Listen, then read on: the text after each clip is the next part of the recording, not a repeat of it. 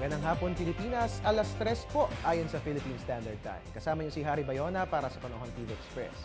Maulan sa kalakhang bahagi ng ating bansa dahil po yan sa Intertropical Convergence Zone o ITCZ na nakaaapekto dyan po sa Southern Luzon, Visayas at Mindanao. And given the said weather system, mahalagang malaman natin ang aasahang weather in the next 3 days. At siyang hatid namin sa 3-day weather forecast ng Pag-asa.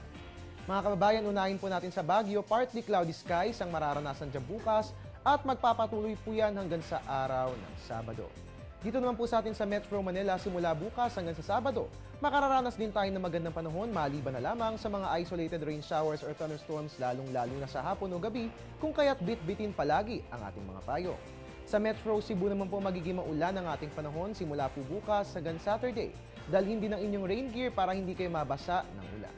Sa Metro Davao naman po paghandaan ang maulang araw bukas. Pero huwag kayong mag-alala dahil sa Biyernes at Sabado, bubuting muli ang lagay ng ating weather at magiging perfect po yan para sa pamamasyal. And finally, dyan po sa Zamboanga, rainy weather din ang ating mararanasan dyan bukas. Pero pagsapit ng Biyernes at Sabado, makararanas na uli ng fair weather. At dahil nga pabago-bago ang lagay ng ating panahon, mga kababayan, hindi rin magbabago ang aming paalala na araw-arawin ng pagdadala ng inyong payong at kapote para ang kalusugan ay lalong mapagbuti.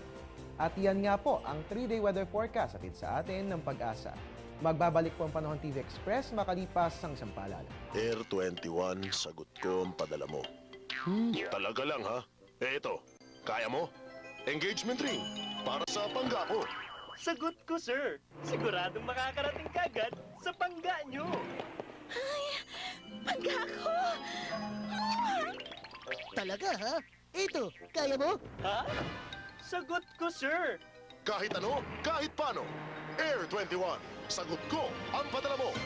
At mga kababayan, hatid po namin itong mga paalala para sa tamang oras para mag-fogging. Tunghayan po natin ang tamang oras.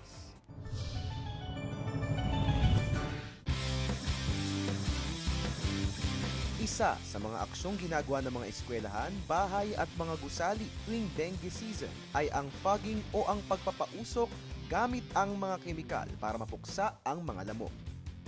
Ginagawa ang fogging upang masugpo ang Aedes aegypti o ang lamok na nagdadala ng dengue virus. Ang fogging ay ginagawa tuwing alas 8 hanggang alas 10 ng umaga o di kaya mula alas 4 ng hapon hanggang alas 6 ng gabi. Sa mga oras na ito, aktibo ang dengue carrier ng mga lamok. Kinakailangang walang tao sa lugar kung saan isasagawa ang fogging upang maiwasan ang pagkalanghap ng usok na pwedeng maging sanhi ng suffocation. Maaari ring maapektuhan ang mga nagsasagawa ng fogging kaya nararapat na magsuot ng face mask, protective gloves, long sleeves, pantalon at sapatos. Ang fogging ay isa lamang sa mga paraan para mabawasan ang lumalalang kaso ng dengue sa ating bansa. Inirerekomenda rin ang simpleng paglilinis ng ating kapaligiran at tahanan para hindi ito pamugaran ng mga lamok.